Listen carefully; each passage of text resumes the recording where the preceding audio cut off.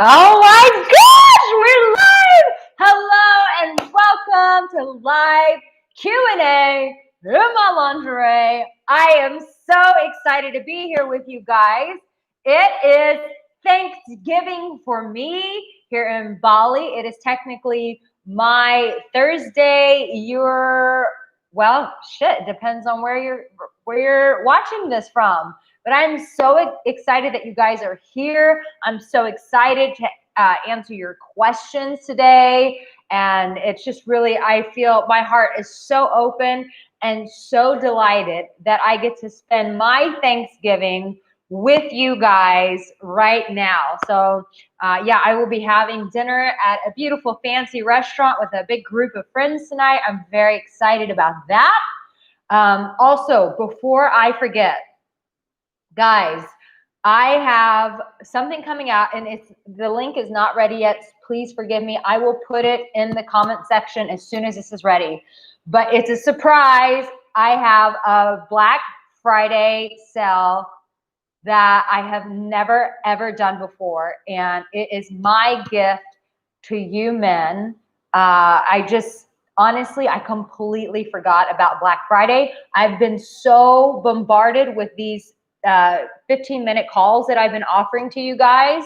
And so I got caught up in so many of these calls. And then someone said, hey, I want to help promote your Black Friday sale. And I was like, oh my God, I didn't do anything. So me and my team have been like working behind the scenes to get that done.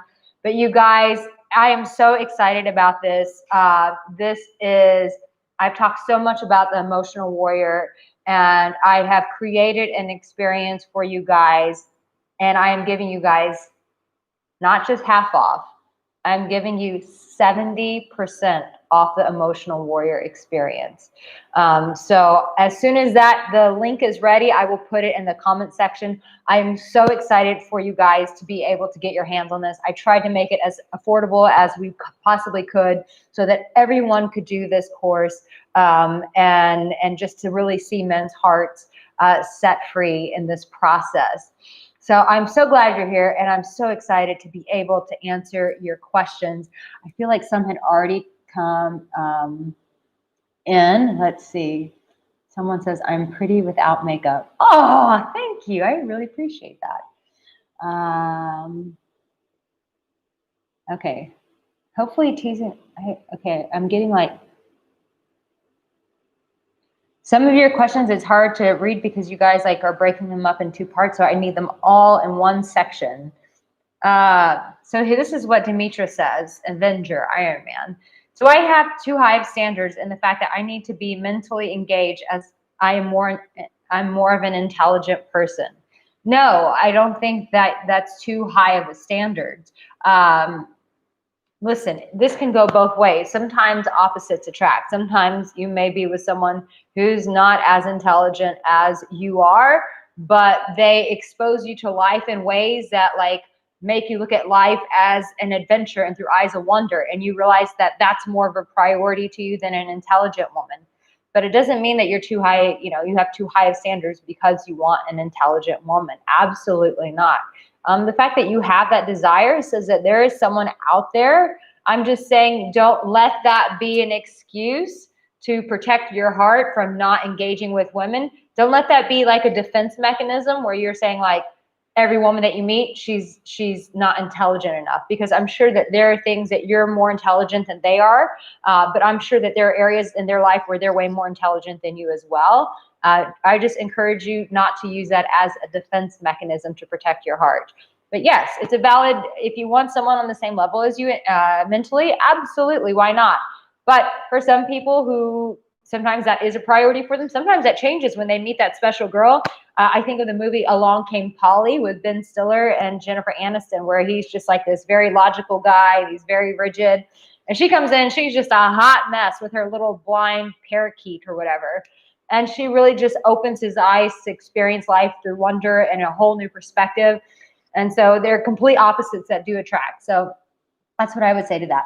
Ninja Wolf says, Arica, is it true that I'm not alone just because I have a soulmate waiting for me? I asked God to send me the real other person. All I wanted is to be loved by the other person. That's it. Oh, that's such a beautiful thing. Here's the thing. Ninja Wolf, like I think that we are made to experience that kind of love. That's why I'm here. This is why I do the work that I do. I 100% believe that we are meant to feel that in its fullest capacity, to have another human being in our bed, holding us, championing us, listening to our days, listening to our fears and our worries, making love to our body. I believe 100% that is a beautiful gift from God. But I don't believe that you have to live in this place of like desperation either. I believe that yes, there is a void that creates 100%. We have to be real and honest about that. But in the midst of that void, let me say it this way, in the midst of that void, that there's already love on the inside of you, and to not neglect that love that's already here. So you can have both. You can still have the void of wanting that soulmate to come into your life, but you also have to recognize, let's not throw the baby out with the bathwater, so to speak. But remember that there's a deep love inside of ourselves. And sometimes I think that is the most challenging thing to connect with. At least in my experience, it's been, and some of the experiences of my clients, is to be able to go, wait, shit, there's actually love in here and I can connect with that inside of myself. Whoa. And for some people that takes years to connect with. And that's why I believe we have so many problems with dating and relationships, is because no one ever taught us that there's love on the inside of us and how to connect with that. I think we've been taught to long for someone else to fill that when we have it inside of us. But I do think, yes, having that void for the other person, yes, it's natural. I'm just saying, don't neglect that part of you that does have love as well. You want to look at both. Please teach me how to become an alpha male. Jeffrey, not only can I help you become an alpha male and help you become an emotional warrior, my man. Jeffrey, I've done a lot of videos on alpha male. Have you watched those videos? You should totally watch those. An alpha male is a man who has taken ownership over himself, Jeffrey. So you have to be committed to face yourself and to own yourself. Alpha males don't take shit from anyone, including women. And they're comfortable with doing what resonates with them, while also understanding like the needs of a woman. But first, he owns himself. And I think the reason why women love these alpha males so much is because it's so uncommon. You see society completely neutering men and saying like, just be a nice guy and pay the mortgage. And you don't hear society saying like, it's okay to be a powerful man, to know your raw desires, to know what makes you come alive, what you're passionate about. And it's okay to like emotionally connect with a woman. Like it's basically a man who is doing life on his own terms, but in my opinion, doing it through the heart. Because you can be an alpha asshole, and that's what you don't want to be. So an alpha male means a male needs his counterpart, his female. And so it's owning himself, but also having a capacity to own his woman. You know what I'm talking about? And also making space for her and knowing how to hold that space for her. We've got New York. Hi from Australia. Thank you, Cayman, for telling me happy Thanksgiving. Thank you, Cole. It's Thursday. Only in the States you have Thanksgiving. Sir Alan, excuse me. I am American. I celebrate Thanksgiving wherever I go. Bali, France. I lived in England before, and I still celebrated Thanksgiving there. You can take the girl out of America, but you can't take the American out of the girl. Florida, Texas, Northern Carolina. Oh, wow. And see, I don't know why this chat just like skips to wherever it wants to go. Wow. So I just, that's a really good question. Cayman says, is it better for someone to heal before hopping into another relationship after a soulmate passed away? You know what, Cayman, that's a tricky one, because I think you absolutely have to start on your journey of healing, because here's the thing, like, yes, you're always going to carry that love for that other person in your heart. That's never going to go away. But if there's so much hurt there that when you get into a relationship with a woman, if you've got more hurt than you have love available for the woman, that's not going to fly for her. So heal the hurt so that you can make room in your heart. If hurt's occupying all of your heart, then make sure that you heal that, my darling. Because as you heal that, then the hurt kind of moves along and it creates more of a capacity for love to be there. If it creates a capacity for love to be there, then that new woman can come into your life. I hope that helps you. Sir, let's see who else. Would you say teasing and flirting are good? The girl I like does that, and I also do back. I heard that making a woman laugh is a key to their heart. Is that true? Yes, of course, teasing and flirting is good. That is the playfulness of relationships, and that never goes away. Even if you're in a marriage, that teasing and flirting should always be there. Excuse me, should always be there. That flirty banter, absolutely. And yeah, why is laughter like, is that a key to a woman's heart? Of course, it's a huge key to a woman's heart. Because why? Because in the heart is an innate capacity and ability to be joyful. So when you can make a woman laugh, you're connecting her back to her heart, which is there's joy inside, right? Joy, peace, love, all those things abide in us. And so when you make her laugh, you bring her back to herself, and you created that endorphin for her. So she's like, whoa, who's this guy? Because we all want more joy. We all want more love. We all want more peace. What if you love a married woman and others can't compare? Scott.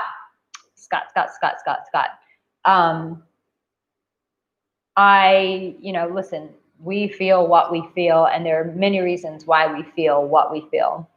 But at the end of the day, she's a married woman. And with that being said, she's not your woman. She belongs to someone else. So I would just say to you, Scott, make sure that you're not hiding behind this woman so that you don't have to go and find real love where you could actually get hurt or rejected. Right now, this is a safe place for you because you know that you can never have this woman because she's married. So that's a great way for you to logically tell yourself, oh yeah, I'm like having the endorphins of love, but actually you're not actually having to be in love because it's not being reciprocated back to you. Remember that love goes both ways. So love is a giving and receiving. So if you're in love with a married woman, her love is going to her man, to her husband. It's not going to you. So you're not actually getting love back. So is it love? But I would encourage you not to hide behind this married woman, not hide your heart behind her, and actually open yourself up to the real chances of a real woman loving you and not being afraid of it getting hurt. I mean, you can be afraid, but be afraid and do it anyways. Let's see. Someone said, she's married, man, bro, leave her alone. Don't let the devil fool you. You guys say the funniest stuff sometimes. Michael says, I don't know why YouTube hides this. Come on. Sex is normal, guys. Come on, YouTube. It says, is it strange that I'm turned on more if a woman wears panties during sex than to be completely nude, or is that weird? Listen, we all have our fetishes. There is no right or wrong way about sex and what we desire. Listen, her wearing panties is like the tease for you, right? So it's like, it's the unveiling, the unknown of what's going on. Like, it's sexy. Like women in lingerie is very sexy. I can guarantee it's why most of you guys are on. Like one guy said last week, he was like, I'm a simple man. I read lingerie, I click. So no, it's a beautiful thing. It's like, it's her like keeping things mysterious. So there's nothing weird about that. There's nothing weird about your desires. These are your desires and you have every right to own them, whether other people agree with them or not. Thank you, Ninja Wolf. He says, I'm hot. Someone said, I'm not laughing at that. Someone said something else. He's like, what's happening? Am I in? What's up, homie? Michael says, how long do I wait for my date to feel comfortable with me to sleep with?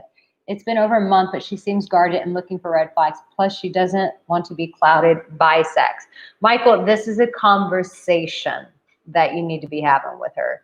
Ask her what it is about sex that gives her red flags. Ask her, are you afraid? Because sometimes women like to hold sex from men because it's power. And ask her, say, is this your way of like keeping a sense of power or ownership over yourself? Are you afraid that, if we have sex that I'm going to leave or I'm not going to value as much? Because if that's your fear, then I need to know that so that I can have an opportunity to speak into it. So this is a conversation that you and her need to have, because there's not a one size fits all. Some women, it's a power thing. They don't want to feel like the guy's going to leave. Some women have issues with their sexuality. There's a plethora of reasons as to why a woman wouldn't want to engage. Some, it's a religious upbringing. You can never know exactly until you actually have question, you have a conversation. And this is why I really encourage you guys to become emotional warriors, because as an emotional warrior, he can go toe to toe with a woman and say, listen, we need to sit down and we need to talk about this. This is why, I am trying not to give just too much just dating advice, but like really equipping you guys to be able to do relationship with women, like how to talk to women. And it's like these kind of conversations need to be had, but it takes an emotional warrior to find the courage to go, I'm going to have to challenge my woman. An emotional warrior has zero problems challenging his woman and having these hard conversations and speaking up for what's going on. He has no problem calling out the elephant in the middle of the room. Chris says he likes my nails. Thank you. I just got them done yesterday, darling, for Thanksgiving. Fall nails, even though it's summer here. What are some date ideas for this time in COVID and with the weather getting colder? Oh, that's a great question. Gabe, oh my gosh, babe, it's been ages since I've seen you. Hello. I know some places, can you still go like ice skating? I mean, you can wear a mask and go ice skating. I don't know here's the thing, COVID, every state, every country has different regulations. So it just depends. But like ice skating, you can still go on a hike with her and wear warm clothes and bring like a warm thermal of hot chocolate or mulled wine and go on a hike with her. Like there's still things that you can do even though it's cold, but it just depends on your regulations, like what you guys have going on. You can create a date night in your backyard and put up a big sheet and put some poles in the yard and create an outdoor movie theater for the two of you guys to watch a movie in your backyard. Mike Duncan says, Arica, I am 50 years old. I'm a 50-year-old man in a relationship with a 35-year-old Costa Rican woman with 2 daughters. Oh, I left the relationship oh shit. So as stuff comes in, it just disappears. I left the relationship 5 months ago because I caught her sending messages and pictures to a man. Yeah, that's a good idea, because the last thing you want to do is be taking care of a woman and paying for her 2 children. I'm just keeping it real, real, real. See, the MGTOW guys, the men going their own ways, cannot give me shit, because I actually see both sides of this. I'm not just all pro woman. I'm pro man. That's why I spend my life helping men. Duh. Listen, yeah, if she's going to be texting another man, then let him pay for her 2 children. And if she doesn't value like what you're doing for her, then c'est la vie, my dear. Like, off you go. Sorry, not c'est la vie, que sera. Like, off you go, honey. No, Mike, I think that was a very good boundary. And I just say to you, Mike, I honor you for being an emotional warrior for yourself and having a boundary. Like, good on you for not tolerating that shit and making excuses and going, oh, it was just this one time. No, that's unacceptable. If you've committed to this woman and she has 2 daughters, I can assure you that you're taking her out to dinners and her daughters and you're paying for all of that. And if she doesn't appreciate that and she can't honor that and she's dishonoring you and betraying you by sending pictures to another man, then let that man pay for dinner for her and her 2 children, not you. I respect you for that. Let's see. Yeah, Derek, down to bring out my emotional warrior in 2021. Make sure I'll put the link in as soon as things are ready to go in the comment section for you guys to get it for 70% off. Ooh, this is a great question. Oh, wait, let me read this one. Sean Benedict. Can I ask you a question? Do men think about sex more than women? There's been this saying that men think about sex more than women. I want to ask this question for everyone to hear. Oh, come on. So listen, Sean, I'm like, who came up with this that men think about sex more? I don't know who comes up with this stuff. But let me tell you something. Women think about sex a lot more. Maybe not a lot more, but we think about sex a whole lot than what society says we think about sex. And I'll tell you why. If you go out, if you get so privileged to go out with a group of girls and you hear them talk about sex, I have seen men in the midst of me and my girlfriends talking about sex, blushing because us women were so crude and so descriptive about our sex lives, where we've made men blush. Like, women love sex. Women love sex. Women have been shamed about their sexuality, but women absolutely love sex. And we think about it a whole lot more than we're given the credit of thinking about it. So yes, we absolutely, let me make this very loud and clear. Women absolutely love sex. And if you want me to just prove my point, always pay attention to where people spend what? Their time and their money. Where do women spend their time and their money? Go to Amazon, look at their bestseller list, and look at the romance novels and see, I don't know if it's a million or billion-dollar industry, but I guarantee you there's a whole lot of women reading about some Highlander who like brought her in some cave and bent her over and just gave it to her while pulling her hair. Like, women are reading that shit because they want it. But most guys don't have the courage to do that stuff in a loving way. I mean, these guys always love the woman. They're not just out raping and pillaging women. They actually like love these women. But like, that's why also you want to tap into your emotional warrior, because sexually you want to be that primal man that like taps into his inner desires for a woman. Women are craving for that. I've had married women confess to me, you know, sometimes I just wish my husband would come home and me. You know what I'm saying? Like, hello, treat me like a whore. I've had married women tell me this because their husbands just get in their mind like, oh, she's my wife now. I can't treat her like a whore. And women are like, are you kidding me? Like, as long as a woman knows that she's loved and valued by you, yeah, she wants that ass spanked.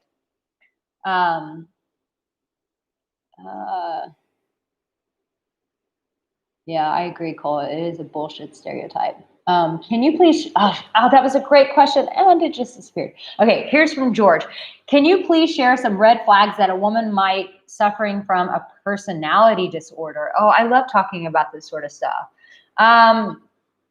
Like borderline, listen, I don't know. I mean, this could be a very wide and deep topic, but here's the thing. If a woman is reacting and she feels like she has no control over herself, there may be some psychological issues. I'm not a doctor, so let me just preface it that. Like, I have no, this is just Arica Angelo's opinion. I'm not a doctor. I just want to make that very clear. But when someone is constant, let me say it this way. When a woman is constantly in a reactive state and she seems to have no self-control, there may be some psychological issues. Granted, some people just go through hard times in their lives, and yeah, if they're under, especially COVID right now, I'm sure anyone can be diagnosed with anything right now because there's so much pressure from the outside. That doesn't necessarily mean that that person has a disorder. But I'm saying if this even like before COVID, if this woman constantly was like in a reactive state, and she's not able to have full control over herself and it's on a consistent basis, then she might need to seek some medical attention. And that's okay. I've been very open about my own challenges of, you know, anxiety and things like that and post-traumatic stress disorder. So there's no shame in that if she does, just means that she needs some help, and that's okay. We all need help. That's why you guys are here, because you need help.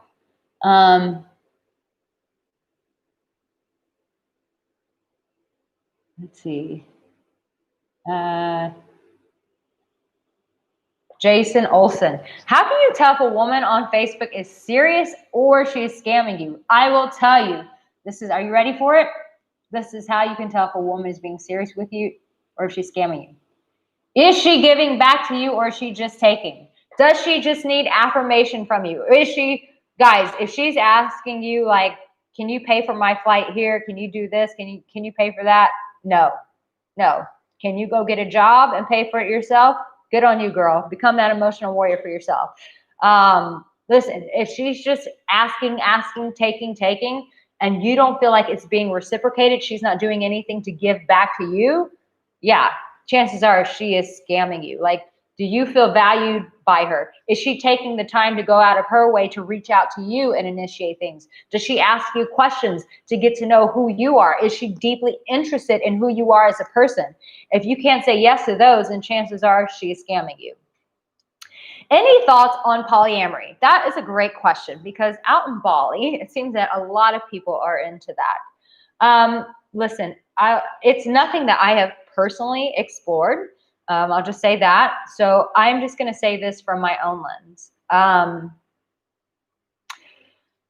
Yeah, I'm hesitant because I have a lot of friends who are into this out here in Bali, and a lot of friends have tried to like, you should check into this. Here's the thing, like everyone comes from different backgrounds. And so I think that people who are in polyamory, like there are a lot of people, it's a safe way for them to connect. I think some people have had so much trauma in their lives that they can't necessarily connect with just one person because it's too vulnerable. So if they can just kind of keep themselves protected and just say, oh, I'm connected to all of these people, and that way I don't have to really risk my heart getting broken. It's a safer container for me to receive love. And then you just, you have some people who are just very sexual people, and like it's an opportunity for them to explore their sexuality in a safe container. And then you have that element. I think that there can be an element of both. Just in my own opinion, and I want to say this once again, my own opinion, I do think personally that it is a way for people to hide behind getting their hearts fully hurt and broken and rejected. I may have a lot of backlash for this, but this is my own opinion. I think that it's, like committing yourself to one person is a very vulnerable and a very risky thing to do. And when you have lots of people going on, it's not as risky, right? I mean, yeah, they can still hurt you, but they can't break you.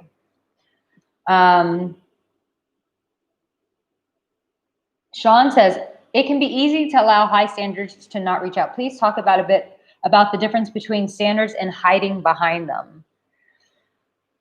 Oh, that's kind of a vague question. Like, what do you mean? Standards in what? High standard of what? To not reach out.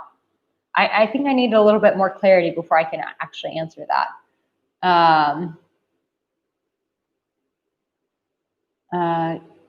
You can drag and scroll. Thanks, Randall. Yeah, but sometimes when someone sends something new, it just sometimes drops it down, so I kind of lose it. Guys, this has been really exciting. I will take one more question, and then we're going to end this. But guys, thank you so much for showing up on these. I'm really enjoying these. It really brings a lot of life to my heart to be able to connect with you guys.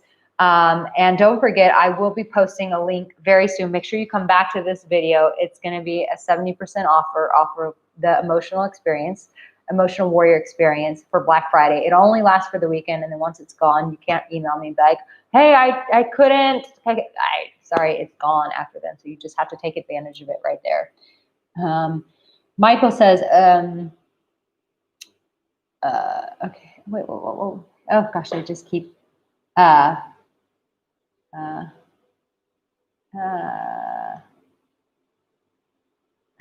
do you like fresh cranberry sauce? Well, that, to be fair, it's a question. No, I do not. Sean Carr says this. And okay, wow, so many of these are coming in. Brian, thank you for being here, babe. I'm so glad you're here. It makes my heart really happy to see you pop up. Okay, let's do George. 5 love languages, pros and cons. The 5 love languages, I think, are very vital because all of us receive love in a different way. We all come from different backgrounds, different stories. Everything comes from that, of how we're brought up, of how we've received love. And so how we receive and how we give love is a very personal thing. And I think that this is a great platform to create understanding. I would say the only con about 5 love languages is having an awareness of it and not doing it. I think it's very difficult to implement these sometimes when you are used to wanting love a certain way and then your partner wants it in a different way. It's being consistent in the implementation. I think the 5 love languages is a great thing. I think a person's consistency to be able to follow through on that is where the challenges arise. Guys, thank you so much for being here. I do love you, and I hope that you all have a happy Thanksgiving tomorrow. It's my today. But just know that you're loved, especially in these Corona times where, forced isolation is being forced upon people. It can feel very lonely. It can feel very overwhelming. And just know that you are so loved. Like, from my heart to yours, I'm so grateful for you.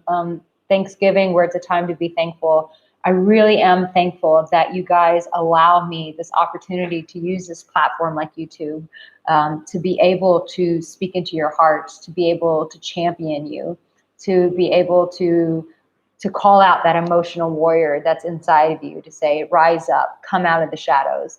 And for some guys, I know that when I say at the end of my videos, and don't forget that in this very moment, that you are already loved. I've had so many men tell me, Arica, you're the only person that I hear that from.